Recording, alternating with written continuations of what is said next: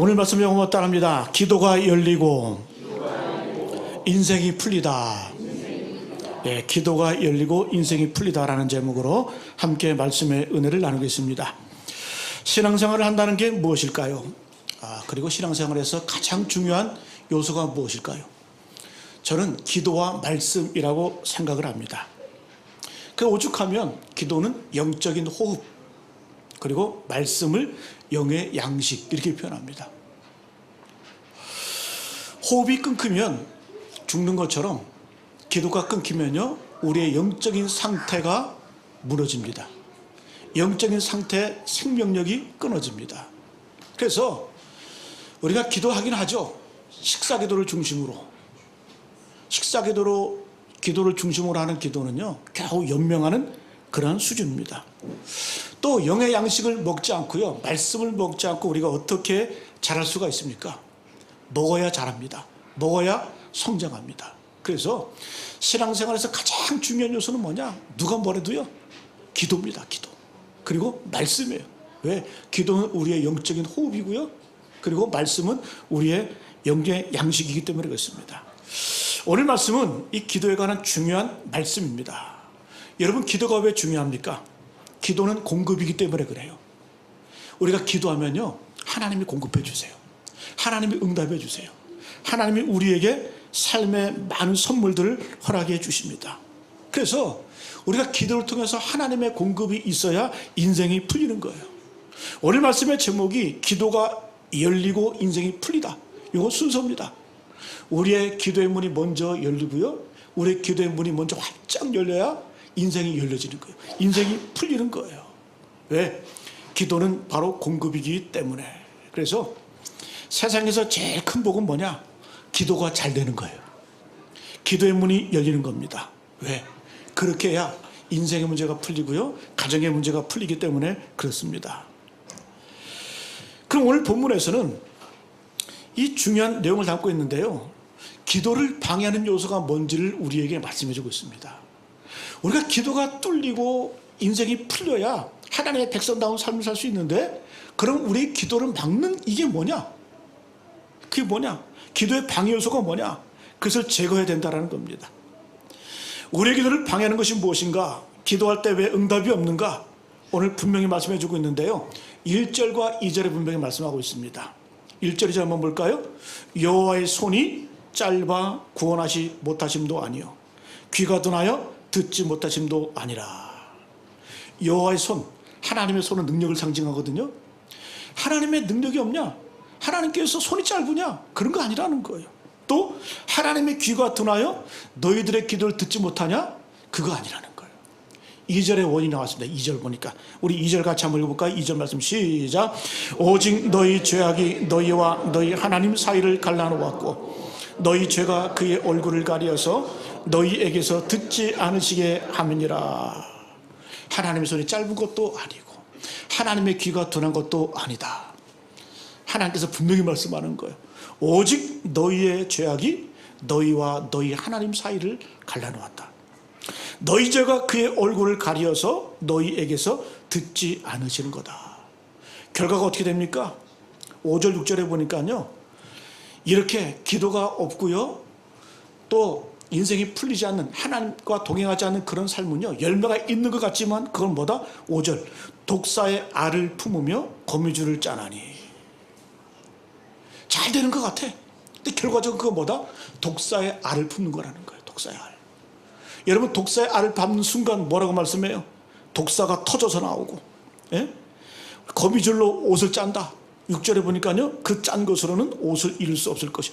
여러분, 거미줄로 옷 만들어 보세요. 그게 옷입니까? 예? 그렇게 허무하다라는 거예요. 의미가 없다라는 거예요. 예? 그래서 오늘 말씀에 하나님은 우리의 기도를 다 들어주시고 응답하시는 분인데 왜 기도가 지연되고 응답이 되지 않고 인생이 풀리지 않는가? 하나님은 분명히 말씀합니다. 내 문제가 아니라 너희들의 문제다. 이건 하나님의 변명이에요. 그렇게 하나님께 부르짖고 하나님께 간구하고 하나님께 기도를 하는데 왜 응답이 없고 인생이 풀리지 않을까? 하나님이 변명하시는 거예요. 내 손이 짧은 것 아니다, 그리고 내 귀가 둔한 것 아니다, 오직 너희의 죄악이 너희 하나님과 너희 사이를 갈라놓은 거다. 그리고 너희의 죄악이 하나님의 얼굴을 가리어서 너희에게 듣지 않으시게 함이라. 핵심은 뭐라고요? 바로 우리의 죄 때문이라는 거예요. 이것 때문에 기도가 열리지 않고요, 인생이 풀리지 않는 겁니다. 자, 그러면 우리가 기도가 막히고 인생이 풀리지 않는 이유를 우리의 죄 때문이라고 하는데 너무 좀 포괄적인 거 아니에요? 우리의 죄 때문에 하나님과 우리의 사이가 갈라졌다? 그것 때문에 기도에 응답이 없다? 여러분, 우리의 죄가 얼마나 방대합니까? 우리는 다 죄덩어리인데. 그럼 우리는 이 말씀 우리가 어떻게 해석을 해야 돼요? 오늘 여러분 구체적으로 우리의 죄가 어떤 것인지를 함께 은혜를 나누고요, 여러분들의 삶 속에서 기도의 방해거리를 오늘 이 시간 이후로부터 제거하시고 인생이 풀려지고 하나님의 응답을 누리는 저와 여러분 되시기를 간절히 축복합니다. 그래서 여러분, 우리가 읽지 않았지만 9절부터 13절까지는요 이 하나님의 음성을 듣고 이스라엘 백성들이 회개를 해요. 그래서 우리라는 단어가 15번 나와요. 우리의 죄가, 우리의 허물이, 우리의 죄악이, 우리의 허물이, 이렇게 하면서 그러니까 죄를 토설할 때 이제 회복의 역사가 이루어지는 겁니다. 자, 그러면 좀 구체적으로 우리의 기도를 방해하는 요소를 3가지로 한번 말씀을 나누도록 하겠습니다. 한번 따라합니다. 인색함이 기도를 막는다. 좀 의외죠? 인색함의 죄가, 섬김이 없는 그러한 죄가, 이것이 바로 우리 기도를 막아버린다는 거예요. 예? 여러분, 기도의 방해 요소 중에 하나가 바로 인색함입니다. 인색함이 있으면 기도 응답이 없습니다. 기도가 막혀버립니다. 특별히 가난한 자들, 이런 주위의 사람들을 바라보면서 인색함이 있으면 절대 기도의 문이 열리지 않습니다. 그래서 돈이 기도를 막을 수 있다는 거예요. 참 불편하죠? 이 말씀 들으면 목사인 저도 불편해. 예? 인색함이 우리의 기도를 막는데 돈이 우리의 기도를 막을 수 있다는 거예요. 반대로 말하면 우리 인색함을 버리고요, 베풀고 섬기고 희생하면요 하나님이 복 주신다는 거예요. 하나님의 응답이 있다, 인생이 풀린다는 거예요. 제가 하는 얘기가 아니에요. 잠언서 21장 3절 말씀 잘 들어보세요. 귀를 막고 가난한 자가 부르짖는 소리를 듣지 아니하면, 일부러 우리가 귀를 막고 가난한 자들, 힘들어하는 사람들의 그 소리를 듣지 아니하면 뭐라고 말씀하냐? 자기가 부르짖을 때에도 들을 자가 없으리라. 정확하지 않아요? 귀를 막고 가난한 자가 부르짖는 소리를 듣지 아니하면 자기가 부르짖을 때에도 들을 자가 없으리라. 말씀 그대로요, 우리가 가난한 자들을 향해서, 하나님을 향해서 인색하고요, 그 소리를 듣지 않으면 하나님께서도 내가 부르짖을 때 듣지 않으신다는 거예요. 이걸 쉽게 말하면 기도가 응답되지 않는다는 거예요. 여러분, 한번 주변을 한번 보세요. 여러분, 목사처럼 사람들 많이 만나는 사람이 어디 있습니까? 근데요, 제가 수십 년 동안 목회하면서 지켜보면요, 인색한 사람 중에 기도 응답되는 사람 거의 못 봤어요. 주님께서도 말씀하셨죠. 주라, 그리하면 너에게 줄 것이니 곧 후히 되어 누르고 흔들어 넘치도록 하여 너에게 안겨주리라. 너희가 먼저 주면, 너희가 먼저 섬기면, 너희가 먼저 베풀면 내가 어떻게? 너희들에게 후히 되어 누르고 흔들어 넘치도록 하여 너에게 안겨주리라. 그 다음 말씀이 중요합니다. 너희가 헤아리는 그 헤아림으로 너희도 헤아림을 도로 받을 것이니라. 우리가 사람을 향해서, 하나님을 향해서 인색함으로, 그 헤아림으로 우리가 헤아리면, 예? 하나님도 우리를 그렇게 대우해 주신다는 거예요. 반대로 후히 베풀면 하나님도 우리에게 후히 갚아주신다. 솔로몬은 이걸 알았던 것 같아요. 그래서 여러분, 우리가 많이 듣는 말씀이 있잖아요. 전도서가 12장까지 있는데 11장과 12장이 결론의 말씀이거든요. 근데 그 결론의 말씀 첫 번째가 뭐냐? 너희는 내 떡을 물 위에 던져라. 여러 날 후에 도로 찾으리라. 떡을 물에 던지면 없어지잖아요. 그렇게 도와주라는 거예요. 이웃을 살피라는 거예요. 마치 떡을 물에 던지듯이, 강물에 흘려보내듯이 그렇게 베풀면 하나님께서 여러 날 후에 도로 갚아주신다는 거예요. 또 재앙도 피해간다 그래요. 11장 2절 보니까요, 7에게나 8에게나 나눠줘라. 그 어떤 재앙이 땅에 임할지 너희가 알지 못한다. 7에게나 8에게 베풀고 나누면요 재앙도 피해간다는 거예요. 재앙도 피해간다는 거예요. 여러분 이게 복 아니에요? 그래서 여러분 우리가 기도하면서 이런 거 생각 잘 안 하죠. 내가 왜 기도가 응답이 안 될까? 내가 왜 기도가 풀리지 않을까? 우리의 인색함이 있다라는 거예요. 근데 이 문제를 우리가 쉽게 넘어가 버립니다. 여러분 저도 이 말씀 묵상하면서 하나님께 기도하며 나아갈 때 과연 내게는 인색함이 없나? 예? 요즘에 가끔 제가 선교사들 만나거든요. 그분들 만날 때 내게 인색함이 없나? 또 주위에 힘들거리는 분들이 있으면 내가 인색함이 없나? 여러분 우리가 기도가 그것 때문에 막힌다는 거예요. 그거 생각 못 해보셨죠? 근데 성경은 분명히 말씀해요. 니들이 가난한 자들의 소리를 듣지 아니하면 하나님도 너희가 부르실 때 귀를 닫아버리신다는 거예요. 요한일서에 보면 기도 응답에 관한 중요한 말씀이 나오죠. 요한일서 3장 22절 말씀. 무엇이든지 구하는 바를 그에게서 받나니. 우리가 기도하면 다 받는다라는 거예요. 그런데 이 말씀만 봐. 그 앞에요. 요한일서 3장 17, 18절 말씀을 보게 되면요. 조건이 있어요. 잘 들어보세요. 누가 이 세상의 재물을 가지고 형제 궁핍함을 보고도 도와줄 마음을 닫으면 하나님의 사랑이 어찌 그 속에 거하겠느냐. 니들이 형제 궁핍함을 보고 니들 문을 닫아버려. 그러면 어찌 그 마음에 하나님의 사랑이 임하겠느냐. 없다라는 것들라는 거예요. 자녀들아 우리가 말과 혀로만 사랑하지 말고 행함과 진실함으로 하자. 할렐루야. 그래서 여러분 내가 없어도 괜찮아요. 적어도 괜찮아요. 내가 할 수 있는 그 능력 범위 안에서요. 없으면 말로도 베풀고요. 말로도 하고 위로해 주고요. 힘을 주고 능력을 주고요. 그러면 하나님께서 어떻게 해요? 그걸 기쁘게 여기신다는 거예요. 그래서 우리 인생관이 바뀌어야 돼요. 자꾸 뭔가 먹으려고 하지 말고 자꾸 뭔가 얻으려고 하지 말고요. 아예 삶 자체가 바뀌어버려야 돼. 어떤 식으로? 어떻게 하면 내가 베풀 수 있을까? 어떻게 하면 섬길 수 있을까? 어떻게 하면 도와줄 수 있을까? 이런 여러분 삶의 가치관이 바뀌고 이런 삶으로 살아야 내 기도가 열리고요. 인생이 슬슬 풀려나가는 겁니다. 할렐루야. 여러분 이런 내가 있기를 간절히 축복합니다. 다윗처럼 기도응답 많이 받은 사람이 없잖아요. 그럼 다윗이 왜 그렇게 기도응답을 많이 받았을까? 한마디로 말하면 그는 베푸는 사람이었어요. 사무엘상 23장에 보게 되면 다윗이 사울에게 쫓깁니다. 엄청난 고난을 당해요. 이 다윗이 도망 다니면서 놋땅으로 도망갔을 때 거기서요 사울왕이 쫓아와가지고 그 놋땅에 있는 제사장을 다 죽여버립니다. 그리고 그 백성들 짐승까지 싹 불태워버려요. 그 다윗은 너무 마음이 아픈 거예요.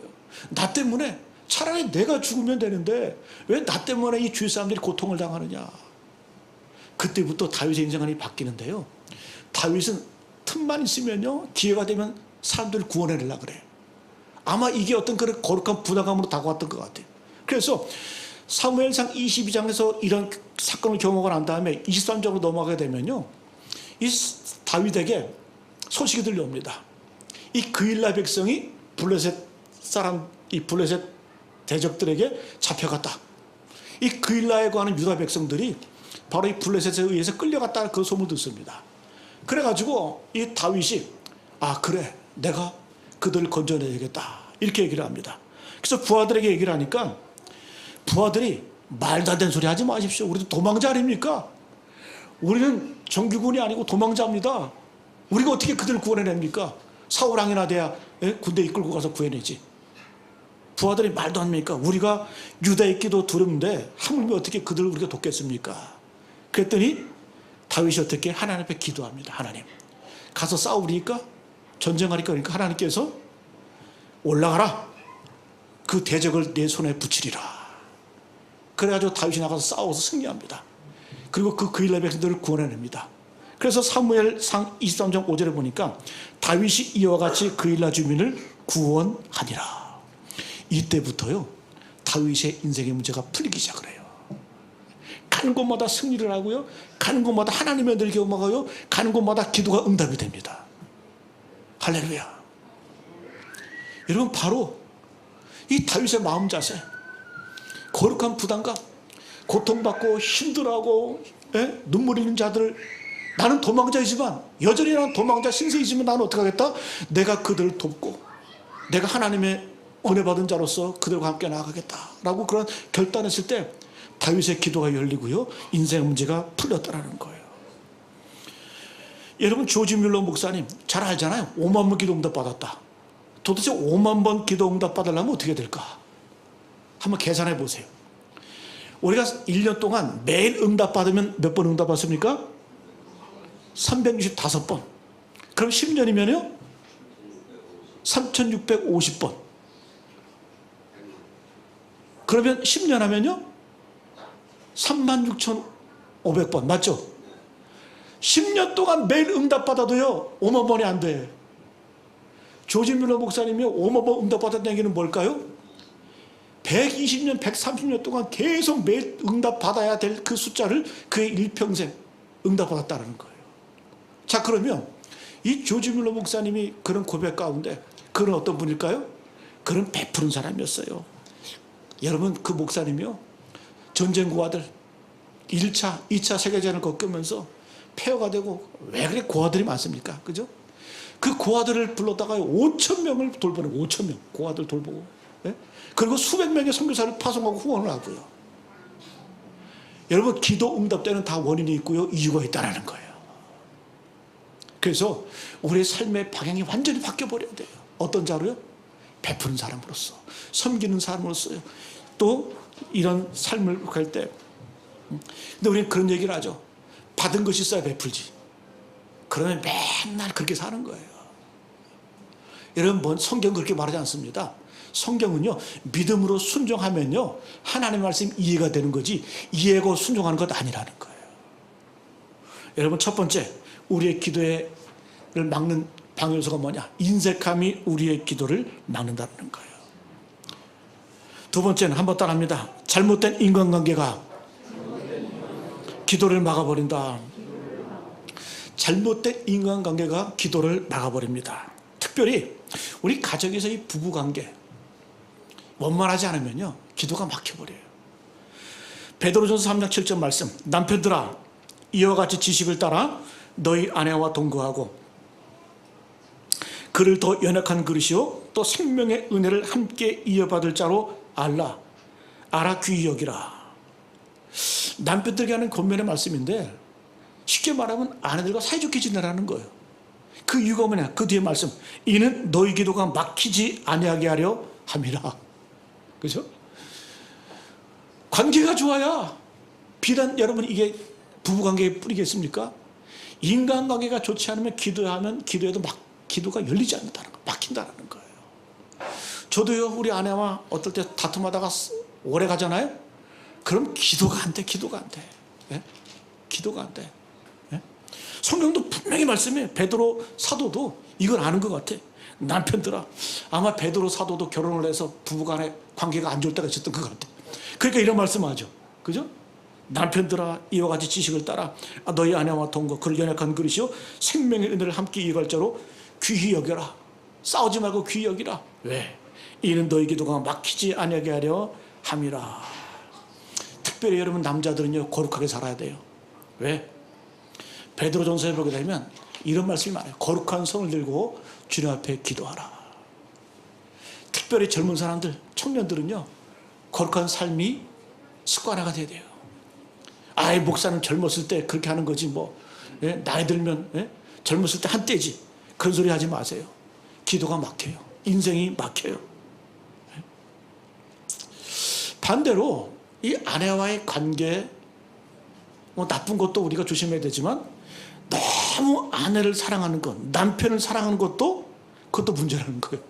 예? 아내가 우상이 될 수 있고요, 남편이 우상이 될 수 있다는 거예요. 가족이 우상이 될 수 있다는 거예요. 그래서 성경은 뭐라고 말씀하나요? 주님께서는 미워하라. 좀 모진 말씀 아니에요? 자, 누가복음 14장 26절 말씀, 무릇 내게 오는 자가 자기 부모와 처자와 형제와 자매와 더욱이 자기 목숨까지 미워하지 아니하면 능히 내 제자가 되지 못하리라. 그럼 제자 될 사람 없게? 그렇잖아요. 누구든지 자기 부모, 처자, 형제, 자매 자기 목숨까지 미워하지 아니하면 능히 내 제자가 되지 못한다. 우리는 미워하기는커녕요, 예? 얼마나 사랑하는지. 근데 성경 주님께서는 미워하라고 분명히 말씀해요.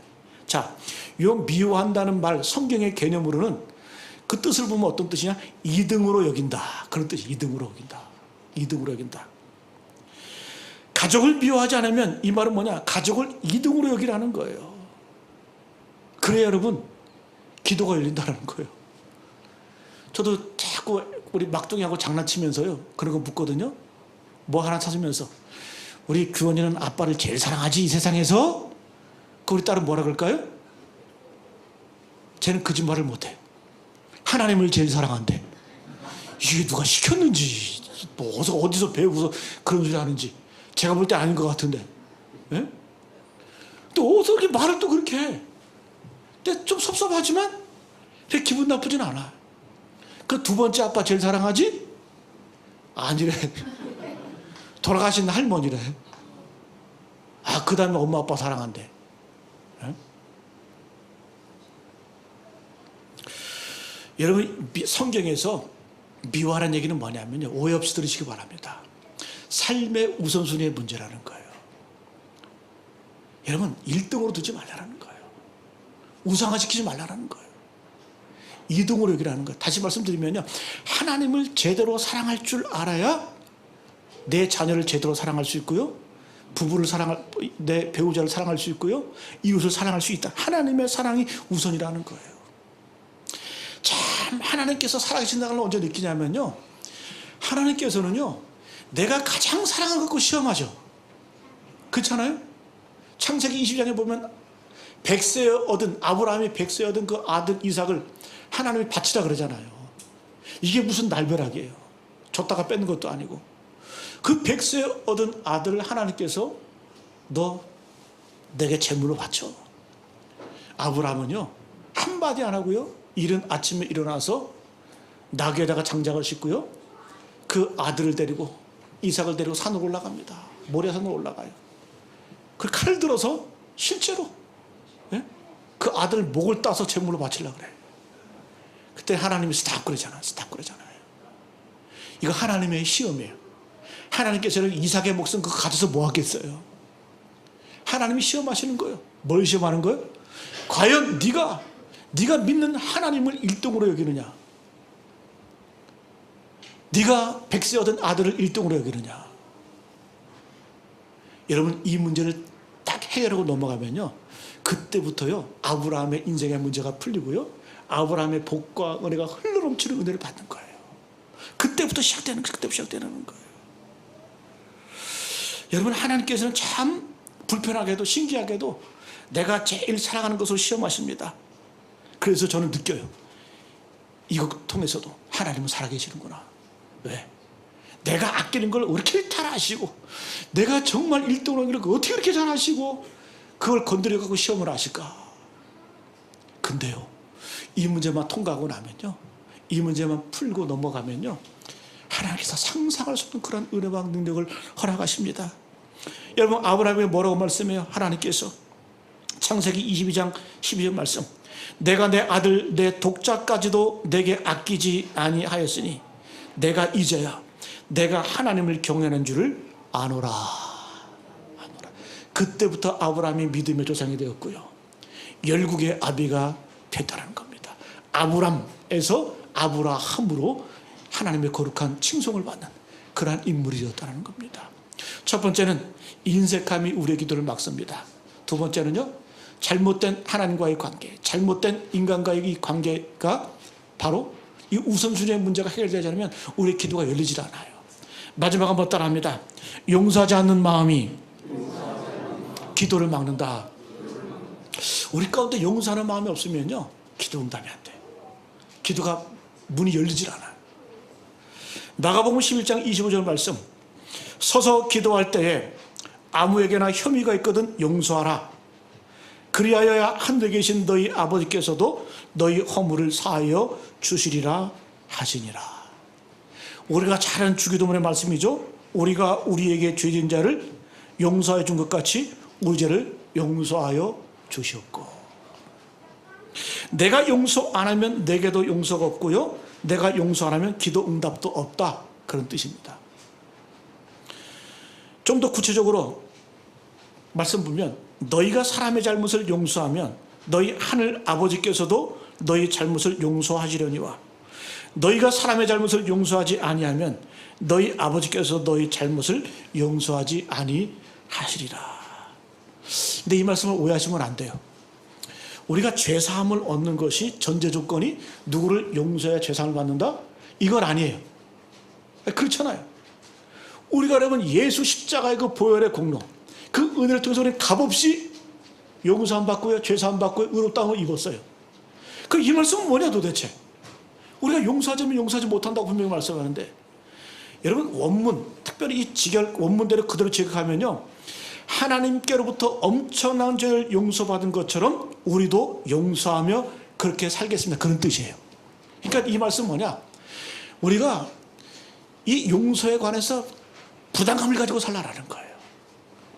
이런 결단, 이런 각오로, 어떤 마음 자세로? 하나님, 내가 이 사람을 용서하지 못하면 내가 용서받지 못하는 것처럼, 용서받지 못하는 것 같은 그러한 영적인 막힘, 이런 것들이 있습니다. 그래서 내가 먼저 이웃을 용서하게 하옵소서, 그런 여러분 결단에 담겨. 그래서 여러분 이거 잘못 해석을 하면 교리적으로 여러분 잘못되는 거예요. 이 말씀 뭐냐? 이건 하나님을 향한 거룩한 요청이기도 하고요, 내 마음에 대한 중요한 결단이기도 합니다. 주님, 내가 먼저 용서하겠으니 하나님의 그 용서의 은혜를 누리게 하옵소서. 그래서 여러분 용서는 하는 것이 아니고 용서는 되는 겁니다. 어떻게 용서가 될까요? 내가 얼마나 큰 죄인인지 깨달으면요, 상대방이 용서가 돼요. 그러니까 주님께서 그럼 예에 드셨잖아요. 1만 달란트 빚진 자가 탕감을 받았다, 그죠? 여러분 1만 달란트는 얼마일까? 1만 달란트, 이건 여러분 상상할 수 없는 돈이에요. 한 달란트가 금 34kg이거든요. 그 1만 달란트는 이거는 천문학적인 숫자입니다. 여러분 예수님 당시에 그 식민지 이스라엘 백성들이 로마에다가 세금을 바치는데 하나에 얼마를 바쳤냐? 800달란트.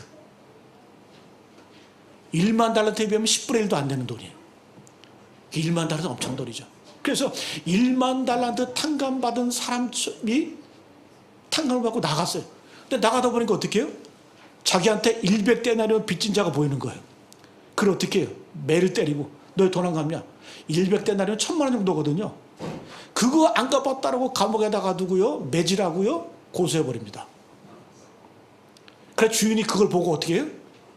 야, 네가 1만 달란트 탕감 받은 놈이 그 100데나리온 그거 안 갚았다고 옥에 가둬가냐? 그 다시 옥에 가둬버리잖아요. 이 말씀이 뭐냐면, 우리가 여러분요, 내가 받은 은혜가 얼마나 큰지를 알아야 용서가 가능하고요, 내가 사지함, 내가 하나님의 은혜 가운데 얼마나 큰 죄를 용서받았는지를 깨달아야 용서가 된다라는 거예요. 용서는 하는 게 아니고 용서는 되는 거예요. 그래서 우리가 먼저 은혜를 누려야 됩니다. 그래서 여러분, 우리가 용서하자는 마음이 있으면 기도가 막혀요. 그래서 마귀가 쓰는 방법이 뭐냐? 자꾸 용서하는 마음을 줘요. 자꾸 미워하는 마음을 줘요. 그래서 기도를 막아버리셔요. 주님께서는 뭐라고 말씀해요? 원수까지도 사랑해라. 사랑하라. 왜? 원수가 이뻐서가 아니다. 니들이 원수까지도 사랑하는 마음이 있어야, 용서가 돼야 너의 기도가 응답이 된다. 인생이 풀려진다. 수준 높은 그런 인생을 살아간다. 그런 말씀 우리에게 주는 거예요. 여러분 이 땅 살다 보면 우리가 관계 가운데요, 미운 사람이 있고요, 원한 맺은 사람도 있고요, 정말 용서된 사람이 있어요. 그러나 용서하라는 거예요, 주님께서는. 왜? 그 원수 때문에? 아니에요. 하나님의 자녀다운 삶을 살기 위해서 용서하라는 거예요. 여러분 용서하지 않으면 예배가 막혀요. 마태복음 5장 23절에 보면 여러분 잘 아는 말씀이죠. 예물을 제단에 드리다가 거기서 내 형제에게 원망 들을 만한 일이 있거든, 생각나거든, 예물을 제단 앞에 두고 먼저 가서 형제와 화목하고 구해와서 예물을 드려라. 하나님께 우리가 값진 예물 주변에 드리잖아요, 예배 때마다 우리 정성을 담아서. 그럼 하나님께서는 어떻게 해? 막 드리려고 하는데 형제하고 원망 원한진 일이 생각나. 그럼 드리지 말고 잠깐 멈춰. 그냥 놨다가 가서 형제와 화목하고 와서 화해하고 와서 예물 드리라. 그래야 하나님이 받으신다는 거예요. 야, 참 예배가 쉽지 않아요, 그죠? 그런 것들 다, 예? 기도도 마찬가지죠. 무엇이든지 너희가 땅에서 매면 하늘에서도 매일 것이요, 너희가 한 땅에서 풀면 하늘에서도 풀리리라. 땅의 것이 문제입니까? 하늘의 것이 문제입니까? 땅의 것이 먼저죠. 땅의 것이 뭐라는 거예요? 우리 인간관계 이런 것들을 잘 풀고 맺어져야 하늘의 것도 풀리고 땅의 것도 하늘의 것도 매인다라는 겁니다. 여러분, 오늘 이 시간 여러분 영적인 수준을 높이시길 축복합니다. 한 가지만 예만 마치고 마치겠습니다.